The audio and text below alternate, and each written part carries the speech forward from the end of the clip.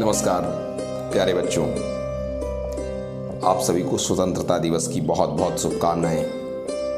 आज हम 75वें स्वतंत्रता दिवस को मना रहे हैं। मैं कुछ लाइनों से अपने देश के प्रति अपने अनुराग को व्यक्त करूंगा।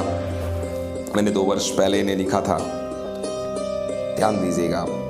मैं रहूं ना रहूं ऐ मालिक मेरे मुल्क को गुलशन बनाए रखना। मेरे आरज़ू तो बस भौरों सी है, मेरी आरज़ू तो बस भौरों सी है, बस इन फूलों से मेरी उलझन बनाए रखना। जय हिंद, जय भारत। कुछ और बातें भी मैं आपसे करना चाहूँगा। एक सोचने की बात है, अंग्रेजों से आज हमें आज़ाद हुए पूरे 75 वर्ष बीत गए, पर क्या आज़ादी का वास्तविक जश्न यही है कि हम 75 वर्ष से सैकड़ों वर्ष पुरानी उन घटनाओं को याद करते रहें? नहीं, आज़ादी का सिर्फ इतना ही मतलब नहीं कि उन लोगों को याद कर लेना जिन्होंने इस देश के लिए कुर्बानी दी। वास्तव में समाज में परिवर्तन हुआ है। आज़ादी की वास्तविक जश्न इस सोच के साथ होनी चाहिए कि हम अंग्रेजों से तो आज़ादी पा गए, पर क्या हम राजनीतिक विकृति के बंधनों को तोड़ पाए?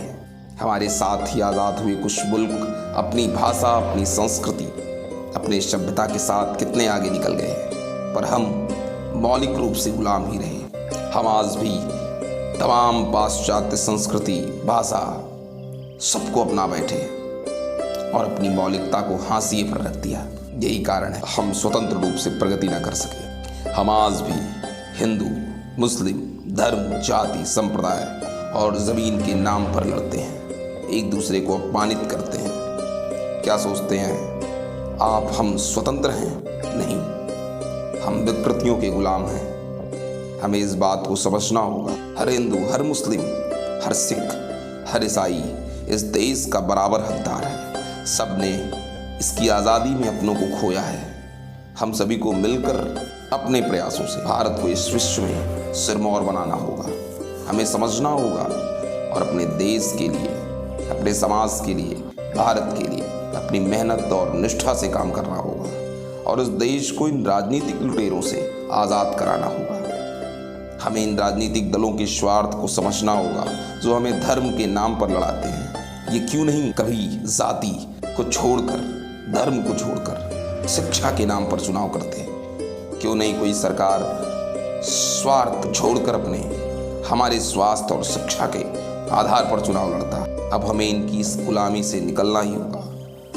हर धर्म श्रेष्ठ है, हर जाति श्रेष्ठ है, सबका उद्देश्य प्रगति ही है, परंतु ये राजनीतिक दल हमें इन वास्तविक मूल्यों से भटकाते हैं और हमें उस ओर ढकेल देते हैं जहां हम लड़कर अपनी शिक्षा को, अपनी संस्कृति को भूल जाएं और इनके दिखावे और लालच में पड़कर सिर्फ इन्हें निरंतर सत्ता देते रहें। आज ज़रूरत है समाज को सही दिशा में ले जाने की और इस विश्व में भारत के स्थान को सबसे ऊपर ले जाने को। हमें आज़ादी राजनीतिक दलों के विकृत सोच से चाहिए।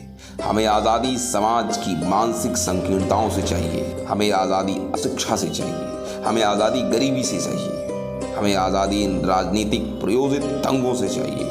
हमें आज अपने हर हिंदू, मुस्लिम, सिख, ईसाई भाई के साथ आज़ादी से रहना है और उसके लिए हमें आज़ादी इन लड़ाकों से चाहिए जो हमें लड़ा देते हैं। मैं मानता हूँ हालात कुछ कठिन हैं हमारे, हमें इनसे लड़ना है, पर कोई नहीं, हम इस मुल्क के हैं और इस मुल्क के हालात हम ही बदलेंगे। फिर भी मैं खुश हूँ क्योंकि मैंने उस सरजमीन पर जन्म लिया है जहाँ पर देवता भी जन्म लेने को तरसते हैं। स्थितियां कुछ कठिन हैं, पर हम इनसे लड़ लेंगे और हम आगे बढ़ लेंगे।